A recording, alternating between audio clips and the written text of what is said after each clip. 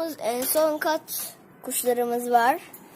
Erkek adı Edin, kız adı Çıtır arkadaşlar. Bunların annesi var. Annesi var ama balkonda. Yani bu balkonda değil, diğer balkonda. Arkadaşlar onların babası var ama bıraktım çünkü hep gagalıyor. Yumurta yavru olmadı.